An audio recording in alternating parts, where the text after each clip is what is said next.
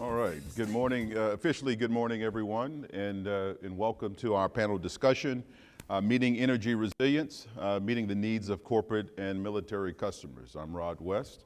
I'm the Group President for the utility at the Entergy Corporation, and I'm joined by my three distinguished guests. First, Jeremy Houchin, the Director of Energy Resilience at Walmart. Allan Schurr from the Chief Commercial Officer at Enchanted Rock. And for those who don't know, Robert Bob Hughes wins the award for the longest title at EEI. He is the Executive Director, Office of Energy Initiatives, Office of the Deputy Assistant Secretary of the Army for Energy and Sustainability. So please join me in welcoming our panel guests this morning. We're going to jump right into it. There's a lot that we want to share, talk about, and engage with you. And there's a part of this where you actually get to ask questions of the panelists. The framing for this conversation is a conversation around resiliency. Resiliency being different from reliability in the way that we have traditionally assessed our efficacy for customers, right? Reliability, keeping the lights on. Resiliency being how we plan and operate and recover from disruptions to our ability to deliver service to customers, regardless of the cause. And this resiliency conversation often gets confused with reliability. And the question for today really is the role that the utilities can play, should be playing, in a different way in helping customers meet their objectives. We're in a unique position at Entergy given the challenges we have from a resiliency standpoint, living and operating in the Gulf South. The $3 trillion or so, the $3 trillion of energy-related assets along the Gulf Coast is a big reason why the conversation around resiliency is a big deal for us. And climate change, for us, winds up being a conversation you get to have after your bills are paid, or your kids are schooled, and your family's fed.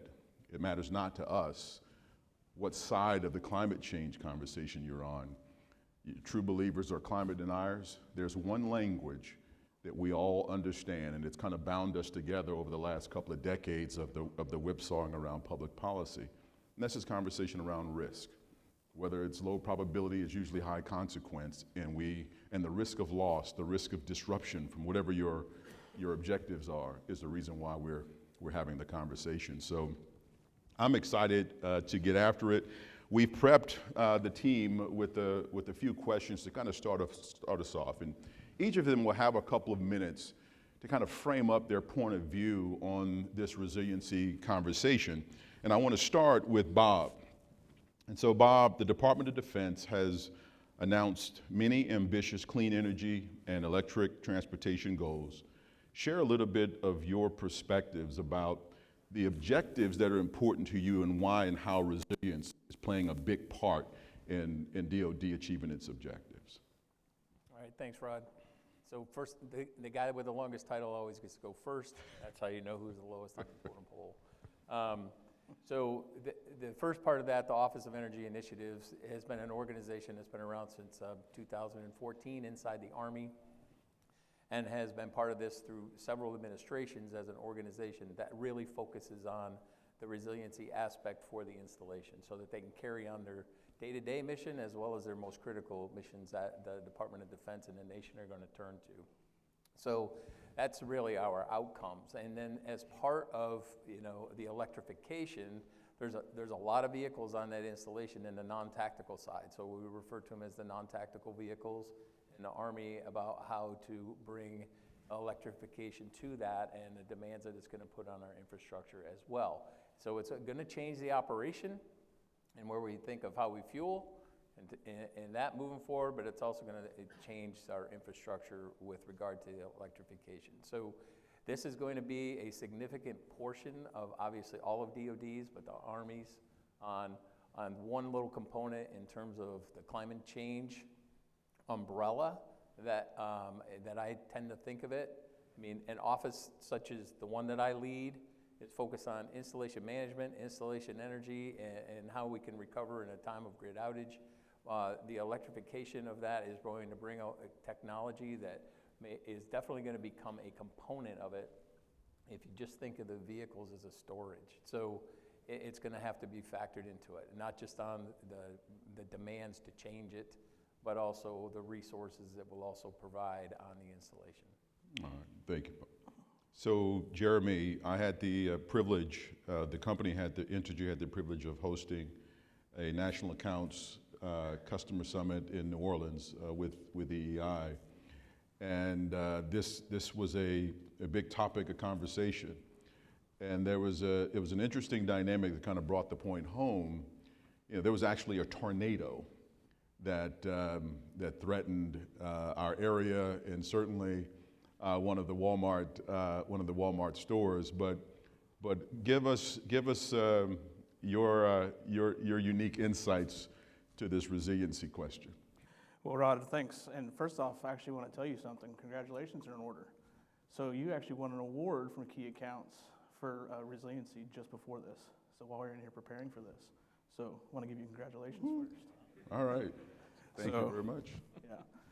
And yeah, so resiliency for me, you know, as that tornado hit, it's really about resilience now. So one thing at Key Accounts, you know, the tornado hit the night before, we were actually up on stage. I was on stage with Allan talking about resiliency. And we really made it a point to say it's resiliency now. So at Key Accounts, to drive that message home, we actually killed power to the room to set the stage that, you know, we all have sustainable goals and things we need to be doing and investing, but we really need resiliency now. Not only do we have the tornado, we made it a point that morning to also follow through and say we need resiliency now. Our communities, they need us. And, you know, that's the biggest thing for us with resiliency is we want to support our communities and keep the lights on in any way we can do that. So those communities have access to the things they need immediately. Thank you. And so, you know, Allan, you're in the heart, the belly of the beast, if you will, with our customers, you know, helping to create resiliency outcomes.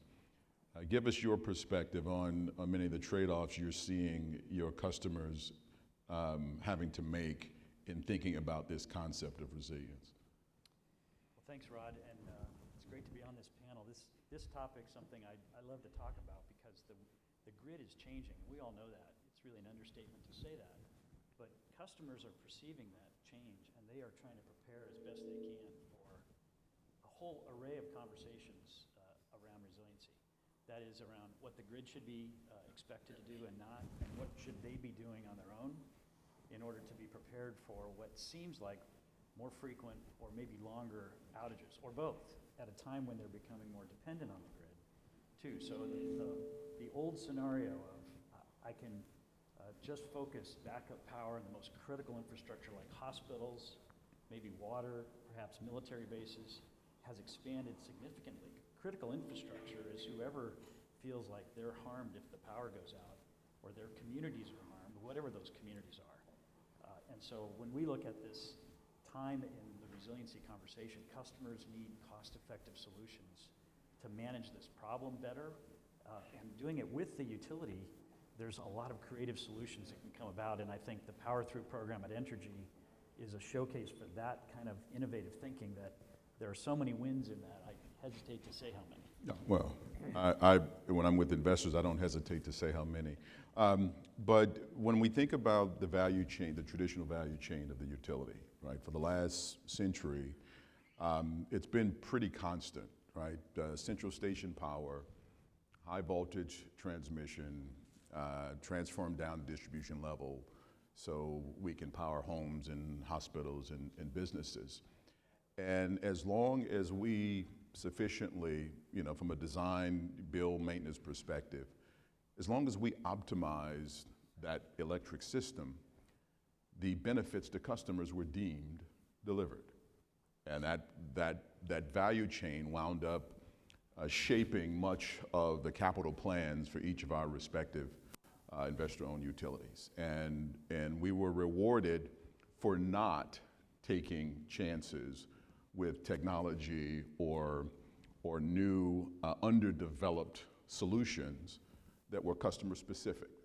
And it was the peanut butter spread, and that's the way the business was set up. The grid was set up.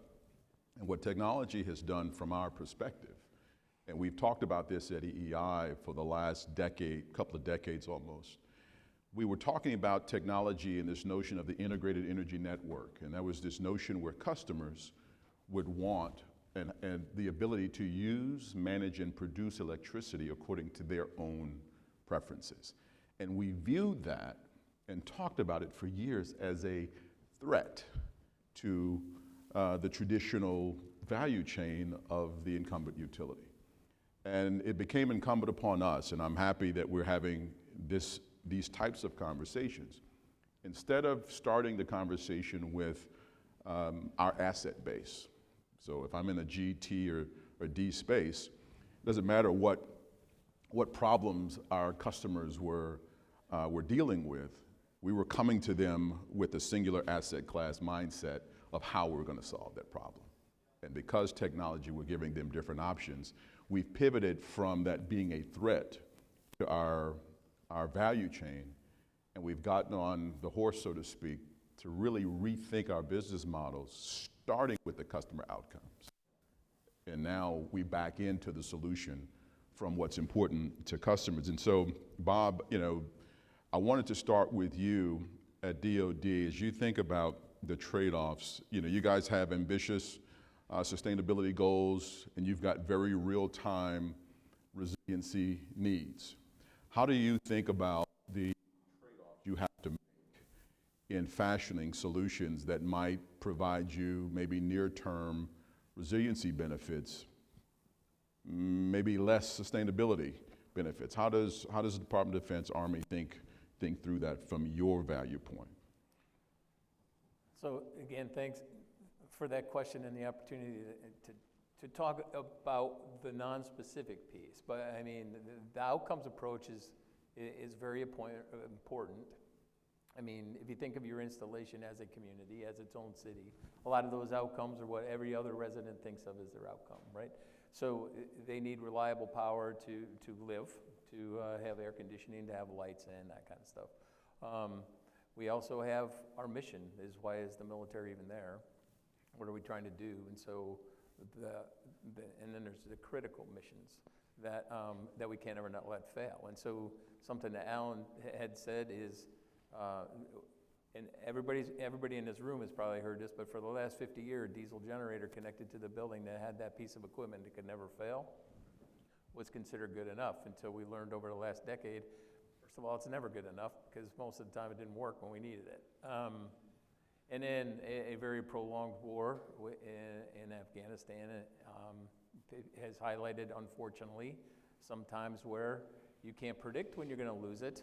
You can't predict when that diesel generator is going to fail, and then you lose a capability. So the outcome that we're looking at is a capability.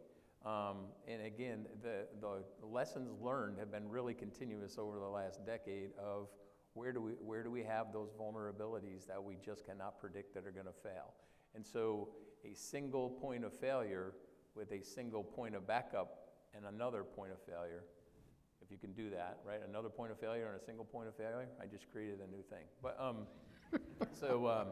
But we've learned what it means to be able to adapt and recover from, which is the resiliency approach. So the military's evolution of thinking, and now having worked in two different services in a similar type of office, is we can't lose that capability, and we can't lose the effect of what that capability is. And we need to plan for a layered approach to being able to ensure that that mission can function when we need it at any given time. So, Jeremy, do you guys have a site-specific point of view on resiliency versus sustainability when you think about the stores at Walmart? So for us, we have 4,000 to 5,000 locations nationwide. If you had asked me that question 5 years ago, would have been looking at hurricane-prone areas, but now it's coast-to-coast, wildfire events, PSPS events, derechos, bomb cyclones. So we really take a portfolio approach. We have mobile assets, but we're also investing in permanent assets.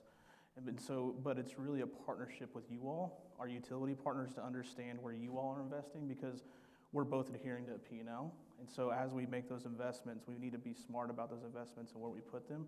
We want to be more sustainable. We want to future-proof everything we can together. And so your Power Through program is a great opportunity for customers like us to be able to do things like that together, to where maybe you can invest in this certain circuit in this area for me, and so I can take my dollars elsewhere where it's needed from a site-specific history standpoint.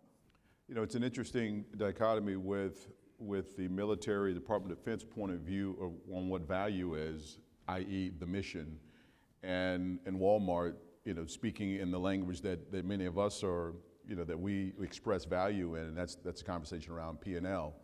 And think about how agnostic, you know, I would guess Bob might be as to the solution because of the importance of the mission, you know, versus Jeremy having to look at the solution through the lens of P&L. And I guess my question to you, Allan, is, you know, because you're in the bowels of solutioning with your utility partners, how does that dichotomy play out from your vantage point in the viability of sort of brainstorming with your customers? Well, I think that the magic of this opportunity right now in front of us, the time that we're at now, means that you don't have to necessarily choose between cost-effective, worried about a P&L, and delivering solid outcomes. So I'll just get more specific about how Power Through works, if I could. Diesel generators normally would be installed and sit idle, kind of like your second home, where you go to it once a year, and the rest of the time it's just sitting there and needs maintenance, if it gets maintenance. You can change that technology to something that's a lot cleaner, that can run unlimited numbers of hours and provide local capacity and system capacity and get paid for it. Taking my metaphor, it's like Airbnb, right? So why not make some money from an asset that would otherwise be just a drag on the P&L, sit on the balance sheet, turn into something that's a lot more cost effective, that pays for itself over time, to the point that now what used to not be affordable in the form of resiliency now can be affordable. And I'm talking about 50 cents on the dollar, just as a discussion point. It can be better than that in some markets, worse in others, but that asset can meet the same problem that utilities are facing, needing dispatchable capacity. So that's the business that Enchanted Rock's in: fast ramping, fast starting, clean resiliency microgrids that utilities can call on, or grid operators, and in 10 seconds they're getting power at the load that's ultra clean. That's the magic I'm talking about, and the economics can be really profound, and they don't have to compromise on availability. In fact, generators like to run. The reason that diesel generators don't perform well is they don't get tested well. They don't get tested under load. No one really knows the status of them, and that's what we can also address with this kind of a model. The idea of Power Through that he's mentioning is Entergy's version of what many of you in this audience or at various levels of development. And it's the idea of resiliency as a service beyond the grid, where you'll have that backup generator that we, you know, co-locate. There's a joint investment in it, and you have right of first refusal as the customer to call upon that resource in the 1% chance throughout the year that, you know, you're without power. And as he was mentioning, in the moments where that unit would otherwise be sitting dormant, we get to call upon that resource, you know, and aggregate it as part of our supply plan. And you know, we see it particularly in our service territory being valuable. For instance, you know, a major grocery store or outlet in the middle of a storm. How valuable is it to have that Walmart store open when a hurricane has just come through? Think about not just the P&L, you know, that you were referencing, but think about the significance to the community of that Walmart store being open in a time of need. And it winds up being economic, you know, because we're able to call upon it as needed, just given the system condition at any given time. I have to be purposely circumspect in talking about it beyond the generic idea, because can't get ahead of our regulators. We're actually in dockets, plural, right now, seeking support for this concept. as you think about cutting across the customer spectrum in terms of articulating a benefit, the useful, known, measurable benefit hurdle that you have to cross when you're making what would otherwise be rate-based investments in the traditional value chain. So it's happening in real time, which is why this conversation is quite timely. Question to my customer panelists. What have you seen that's actually worked? As you think about us, I know we are in various innings using the baseball analogy. My Irish just got knocked out by Texas A&M, but I'm not taking it personally. It doesn't hurt like it used to. And it's baseball, not football. So what's actually worked where the audience can say, you know what, there's proof of concept. We're not talking notionally about sustainability and resiliency. This solution actually is working for us. Well, we have a couple across the services. One of the ones that has been talked about as a successful one is Hawaiian Electric Schofield Barrack, where the utility built, a utility scale asset that is used on a day-to-day to help power Oahu, but can also be turned inward at a time to be able to power the entire installation. That's one of the dreams. It's not necessarily as perfectly CFE compliant as we want today, but it's one of the ones that work. Some of the other ones, more recent, is a layered approach, where we now are going to leverage, solar generation with battery storage and a smaller size generator, move into natural gas off of diesel to become at least cleaner in the short term, to have that layered approach and get away from the individual facility backup, that secondary single point of failure that I talked about. But so the layered approach to the supply towards the military installation, and then if it can't cover the entire installation, putting in those microgrids that we all have heard and talked about to make sure that it's going to the most critical assets at that time. So some would argue or maintain that the fitness center is not necessarily a critical facility. But after about 3 days, it's pretty critical. Not necessarily for fitness, but at least a place to go shower and take care of the people that are trying to recover from whatever the incident is and try to recover. Also, if you come from a place that has a lot of senior officers, tell them that their house is not critical in their family. So, everything becomes critical, and how do you control it, and that's the microgrid. So the layered approach to the solution and not a single backup are examples of what has worked. And the Army happens to have a couple that are really in construction right now, so further proof of concept, with CFE being the driver, and not just maybe a prototype or a pilot type of project that works. Jeremy, before you answer that question, Bob, your answer reinforces the point that's been a lesson learned for the utilities, and it's starting the conversation around what are the outcomes that matter to the customer. Because in decades past, we would have declared what was critical in terms of a customer base, an asset base, a locale. Think about each of our customers, whether they're in the commercial, industrial, or residential space. Each of them are climbing their own Maslow's hierarchy of needs. And value for that customer is the intersection of where they are on that climb and the intersection of the electron or the molecule. We don't get to choose what's important or tell the customer what's important to them. It's the customer that's driving that conversation. Thus, the need for us to think differently and starting with the customer outcomes versus being so wed to the traditional value chain building blocks. So, Jeremy, what's worked for you guys? Looking at it from, you say a P&L, but the outcome is the community support. So for those that may not know, Hurricane Maria for me was a huge lesson learned of what works. We had 50 plus locations running on diesel generators for not days, not weeks, months. It was my job to keep them up and operational. So fossil fuels, that is the prime example. We were able to be open for the community. Our associates worked in our stores. Their families didn't have power. They didn't have water, but they were able to come in, be resilient themselves because we were operational, being able to supply the water, the goods that they needed. And so take that to today, fossil fuels with natural gas generators and diesel generators, if we don't have gas infrastructure, those are things we still have to be investing in today. but we want to be smart in how we invest, not only through partnerships with you all, but in how we design the systems and make sure they're prepared for our sustainability initiatives. I mean, eventually you get to the term microgrid. You get to multi-technology types of microgrids. And so as we invest and adhere to our P&L, we want to make sure we're future-proofing our designs to be prepared for that next technology as it comes, the next infrastructure that gets built out that we could potentially use. But right now, natural gas and diesel generators are what keeps our stores up and operating in extreme weather events.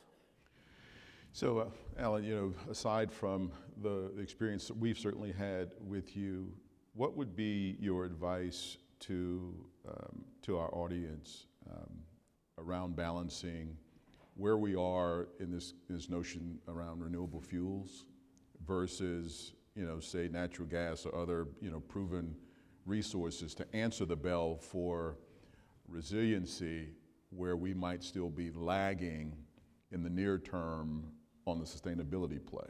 How creative have you had to be in engaging with the customers, trying to balance that from your seat? Well, we need about an hour to cover this topic. Well, I'll go fast.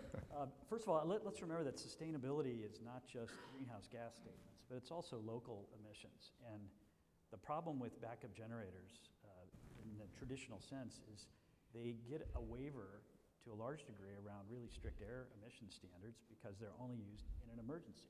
When you're running for days or weeks, that emergency is causing a tremendous amount of local pollution. So natural gas as a fuel can do a substantially better job on local emissions. That's equally important, I think, when we talk about sustainability and when we talk about resiliency now. But renewable fuels are a nice drop-in into the gas system. We just announced last week a Microsoft data center, 60 megawatts on renewable natural gas, no diesel generators on that site except for an office building. It'll be 100% on renewable natural gas, drop-in fuel.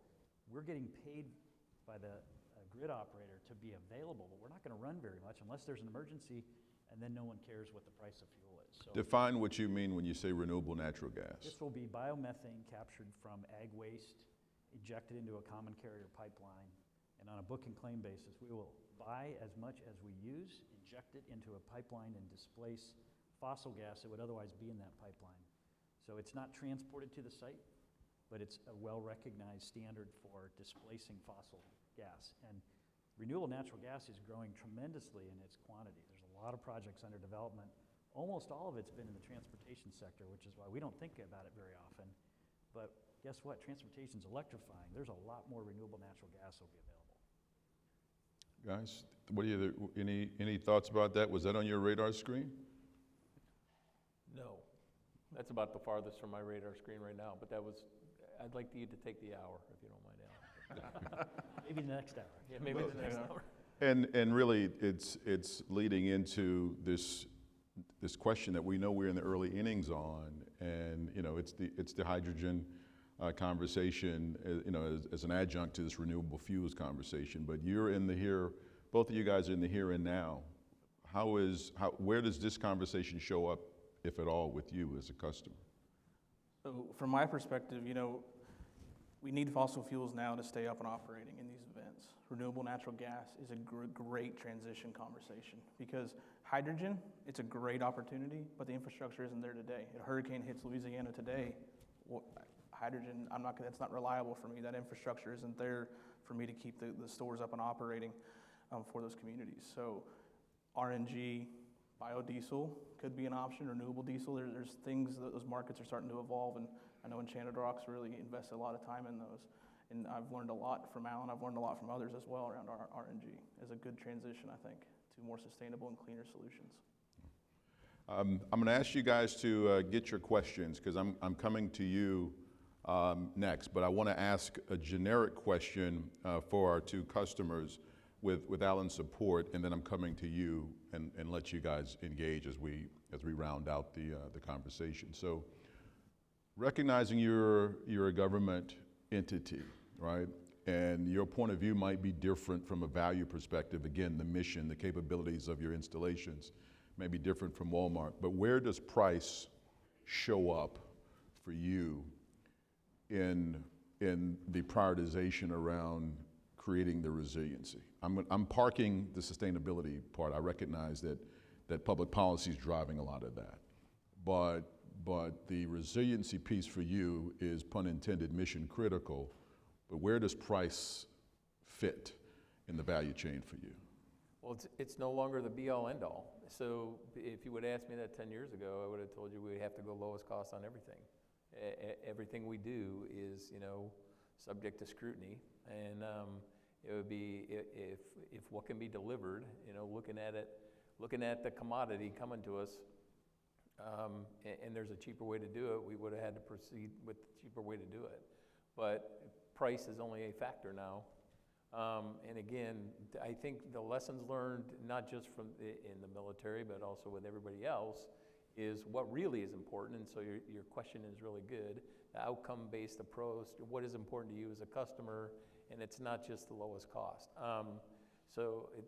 Where we can get improved resiliency and reliability and security and all of that comes with it, price is no longer the lowest. But again, how we acquire electric power in the military is really prescribed, and so you've got to be really creative. So it's one thing to say the price is not the be-all, end-all, but how are you going to do that in certain regulated territories, and how we acquire that, and whether or not it be through a GSA area-wide, whether or not be locally procured, there's going to have to be some changes into how we procure our power going forward. So.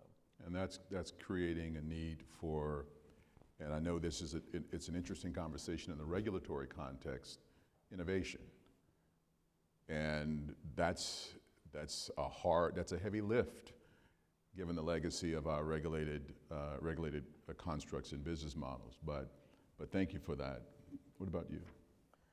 A little bit easier for me because I am driven by P&L. And so, we are looking at those low-cost solutions, but for us, it's about that transition and being prepared. And as we are making those investments, can that generator run off renewable fuel? That's question number one, because I got to prepare that asset and make sure that asset is going to be capable to run off those renewable fuels in the future, whatever they look like. And then as we're designing and upgrading our infrastructure, the key thing I mentioned earlier is partnerships with you all, because everyday low costs is our motto.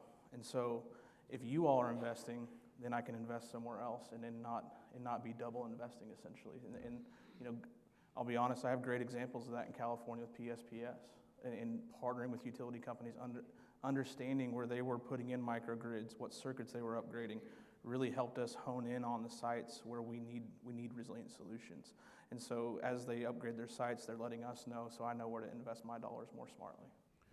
As an industry, our objective is to use our balance sheet and cost of capital in the electrification of your value chain, and let you use your cost of capital on the things that actually you're selling to customers. So we get it. Anything from you, Allan, before we turn it over? I think on this topic, we find a lot of times customers don't know the cost of an outage. Interestingly enough, when I worked in the utility industry, I didn't want to ask the question. I was afraid of the answer. If that answer was a lot of money, I was in the guilt chair really sitting there. So it's not easy to find out what is the economic consequence, and non-economic too, of power outages. Different durations have different curves to them. There's a lot of nonlinearities in there. We go through a process with customers to try to understand that, so that then the discussion is only what is the risk and frequency of that future event over some life cycle of that asset. We have to build a business case many times with our customers, but it's an exploratory process trying to figure out what's the total cost of an outage. Lost sales, health and safety issues, reputational damage, product defect. You can go down the long list, and no one person knows all of it. That's what I think goes into being able to justify these investments for those that have to make an ROI decision. As each of us in various regions of the country and certainly around the globe are having conversations with our stakeholders around resilience and investing in resilience, this nuance is where the rubber meets the road. So imagine fill in the blank of your state, and we're investing in accelerated resilience, answering the bell for this sort of sum of the parts point of view on customer centricity. How do you go about gauging what is enough and what is sufficient from a resiliency standpoint. We have the recency bias in the Gulf states of Ida, of Uri, of Laura, Delta. We had 14 named storms over the last 5 years. And so resiliency from the sea level rise, soil subsidence, more intense storms has kind of coalesced this conversation that I started with around climate v. risk and the need to do something. But where is the line drawn, sort of the highest common denominator from a utility perspective on resilience versus a customer-centric or a customer-sided solution that's unique to the Army or to Walmart? So it's complex, it's ongoing. We're in the middle innings now as we're going to our regulators to ask their point of view, given the analytics that we'll provide, on what is enough, and over what period of time. And oh, by the way, this will come as a shock to you all. I couldn't imagine a worse time to be having a conversation around accelerated resilience when you think about what's happening in the macroeconomic context. But I couldn't think of a better time to have the conversation around resilience, just given the risks that we're actually trying to mitigate. Because as you all know, storms don't care about where we are in a bust-to-boom cycle in the economy. We're in the midst of hurricane season today. So with that, we have time to open it up. Questions, comments, criticisms, or cheap shots. No question is off limits. But the rule is, if you are man or woman enough to ask the question, you got to be man or woman enough to hear the answer. That's our gentleman's agreement amongst ourselves. We're gonna support each other unless it's just too funny and we have to take cheap shots. So what's on your mind, just kind of hearing the opening salvo from this great group?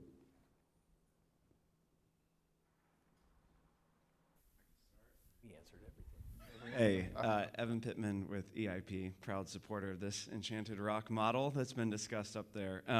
Rod, in these conversations you guys are having with regulators right now, what are the important data points that they want to see to get comfortable with this utility-owned distributed energy model? Fair question, and price, bill impact. Because I think notionally, and again, part of it may be the recency bias I was referencing, I don't think there's a lack of clarity around the need for resiliency investments. We know what disruption feels like. Ida was just yesterday. Laura was the day before yesterday. Uri and the winter storm was just a week ago. And so we're there on the need to do something. But context is everything. The conversation around coming off of COVID, dealing with supply chain issues, price escalation, inflation, stagflation, and then the dynamics of how long's the tail on the natural gas spike that's impacting share of wallet. All of those are real-time conversations, and it's kind of hard to look ahead to think about the displacement of future storm costs with the more resilient investment. What's different, and I think it's important to make this point, when we talk about accelerating resilience, what we're saying is we believe, and the community would then have to believe, that we're planning into a different horizon than we have for the last, say, 50 years. And as a result, the design build basis of your bulk electric system that was perfectly designed under the old standards that said, in our area it'd be hurricane, so 1 in 100-year storm, is now a 1 in 25-year storm, or is it a 1 in 5-year storm? And if that standard, if the design basis of that asset class has to be different when rated to be specific, say 150 miles an hour versus 125, 130, then does it make sense for you to take a perfectly, and let's say this speaker was a transformer. You take a perfectly good transformer that is not fully depreciated, its useful life is still, midway, and you replace that perfectly good rated transformer under the prior standard. Do you replace it with a new higher rated asset within the regulated construct environment? And those kinds of conversations is all about probability and consequence with the regulators. And there's no single antiseptic that's going to remove the angst about bill impacts. But our challenge, and we will overwhelm our stakeholders with analytics, our challenge is getting everyone around the table on this conversation around risk mitigation and the need to do something now. And I don't suggest to any of you that it's an easy conversation for the reasons I just articulated, but I do believe our regulators get the point, and so do our customers, as they know about the disruption. And over the last couple of decades, our customers, whether they're the Department of Defense, Walmart, or our industrial customers, or our residential customers, they've only become more dependent on the grid than in years and decades past. So work's cut out for us, and there's a lot riding on our answer to this question, because every June 1st through late October is hurricane season in our neck of the woods. So, great question. Thanks. What else?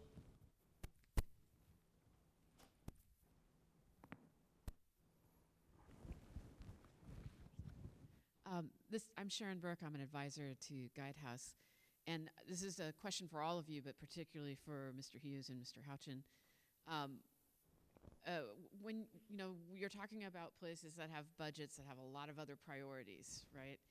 And when it gets to budget time and you're fighting to fund resilience, ultimately you're kind of fighting for preventing something from happening, for something that doesn't happen, and you're fighting for money against constructive things like weapons systems or other investments like that.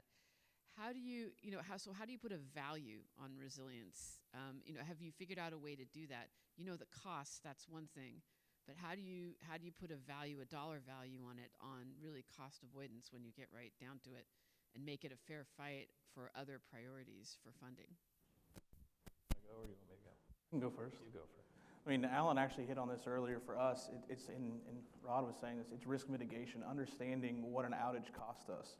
That was when I joined Walmart 7 years ago, that was the first thing, and it's taken me years, and I'm still learning what an outage costs us today. It's been a 7-year journey, the journey continues to change. Fuel stations, pharmacies, community support, looking at the outcomes and what we want to do, and then kind of backtracking from there. The other piece, energy resilience for us, our goal is to also protect product. But we have outages, where we don't have backup gens. So those that don't know, my team manages emergency refrigerated trailers nationwide. That's our tip of the spear, is to save the product first so we're not throwing it away. We're not sending it to landfills. We're not going back to the distribution center and pulling emergency product and rerouting trucks to resupply the facility. So for us, it's really risk mitigation around cost avoidance and understanding those cost avoidances. Sales is definitely an impact, but really it's the cost avoidance piece that really drives it home. So to add from the government budget side, and I know you've got some understanding of that for that question, but it's always, when somebody's got to prioritize, and at the highest levels, when we go to prioritize our budget, it's always hard to justify the what if, but it's really what will the cost be if you don't have it at the most critical time. And it's a lot of times hard enough to create that scenario even as an impact, and if you can't justify it in about 30 seconds, it's going to be a very hard trade-off, because just like has been mentioned multiple times, for not all customers is the cost economic. Our cheapest power is the one that is not supplied. So from a cynical standpoint, you may help it if it's out, and there's also historical ways of looking at going, it's out for a little while. I've actually heard that. Now, since 2018, by policy, we're all directed to look at and do installation energy and now water plans from a security standpoint to know exactly what are we going to lose if it's out. And so, but still, that is a hard narrative to be able to articulate when it comes time to build those budgets at the highest level. And I think that's why we've made strides, but we haven't made significant strides even over the last several years when we look harder and harder at the state of our infrastructure and our ability to be resilient and recover from those events from a capabilities perspective. So it is hard to do, but the cost of not being able to do it, the public policy side of things that you talked about is really going to drive us to do it regardless. But the benefits can still be achieved just by actually doing those approaches. Yeah. I'd like to give one example because I think the question thinks about value of resiliency in the traditional sense. There's also what's emerging of, is resiliency a competitive advantage for commercial and industrial That's businesses? right. We have a Yeah. customer, it's a chemical plant. Their plan originally was to put in a diesel generator so that when the power went out, they could shut down orderly and not have Bam. emission releases into the atmosphere and surrounding community. That was their plan. That's the industry standard. For the same price, we were able to provide them full facility backup. They never shut down now. They keep producing. They meet their contract commitments. They don't have health and safety issues. They've had multiple circumstances in the last 2 years, really, where they were able to run for days where the product would have otherwise been stopped, and they would have had recovery time. In certain industrial processes, it takes longer to recover from as long to recover from a 1 minute or 5 minute outage as it does a 5-day outage. So I think it's a competitive advantage. A lot more businesses are thinking this way, and I think we'll see that emerge, but it'll be 5 years before that becomes more standard. I'll make a quick note. The events of February 24th, when Russia invaded Ukraine, as devastating from a humanistic perspective that dynamic is and continues to be, for the refiners, our LNG capacity domestically, that has created a void that many of the United States industrial complex is seeking to fill.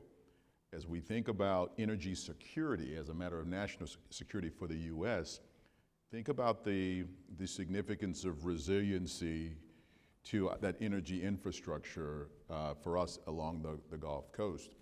And you brought to mind a conversation that I'd had with a major refiner who said, to the point you were making, the value of an outage, a 30-minute outage, lightning could strike, a car could, damage facilities or something, cost them $100 million in lost profit opportunity, to your point about the significance of P&L, which is why that distinction between the government and private sector is so important.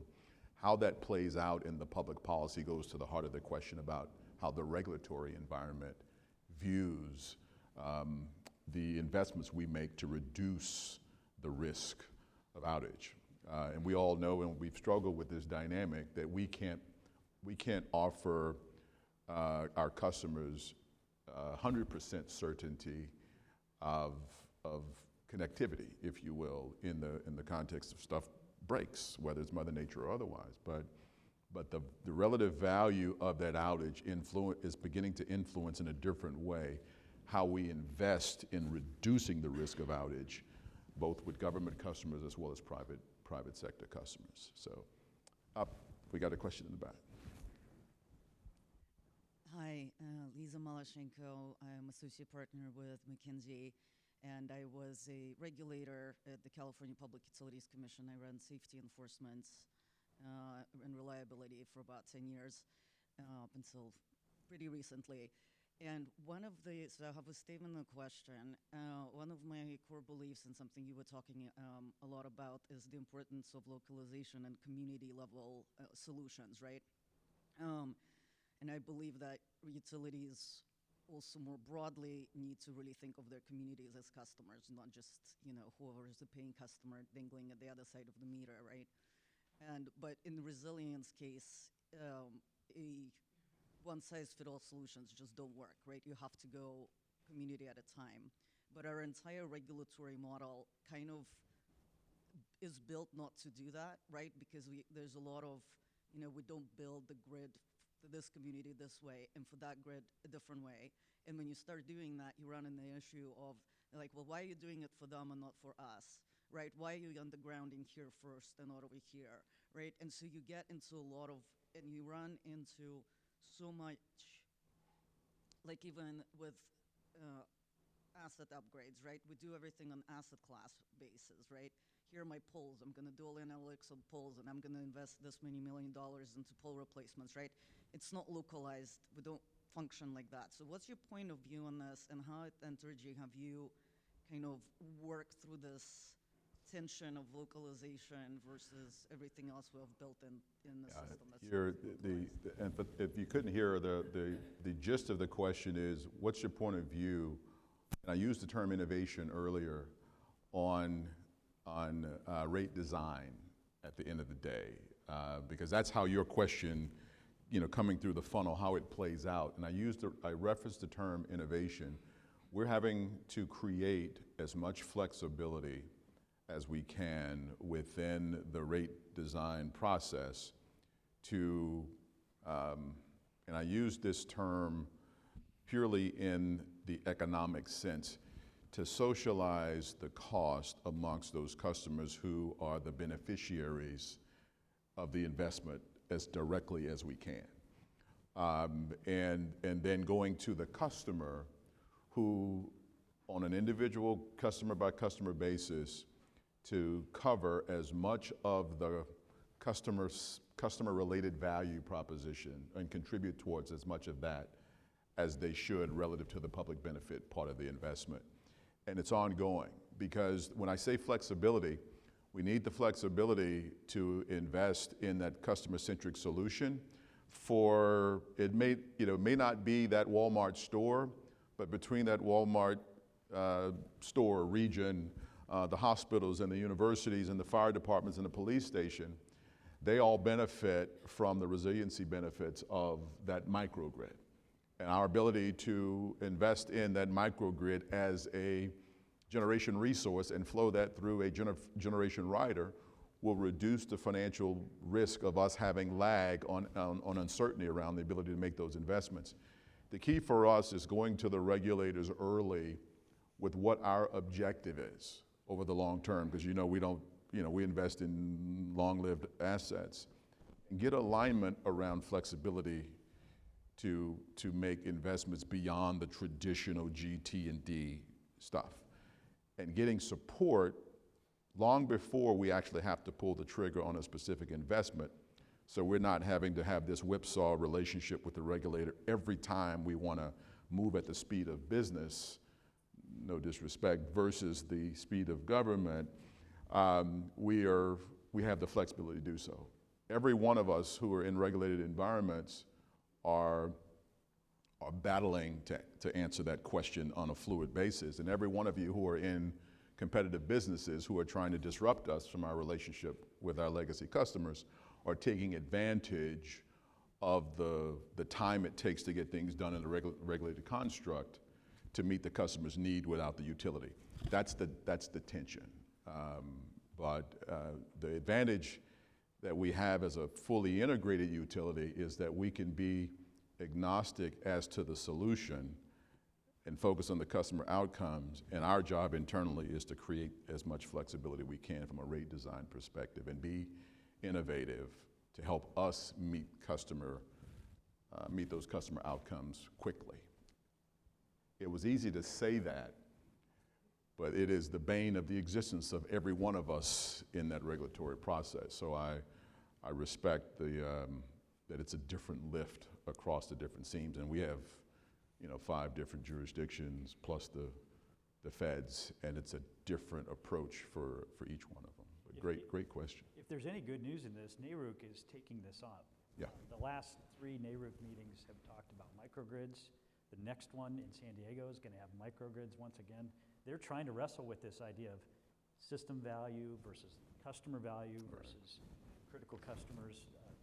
I would just say that it's work in progress, but there's seemingly an openness to solve it. I think we're up on time. So if there's nothing else for the good of the order, please join me in thanking our guest panelists today. Nice job, guys.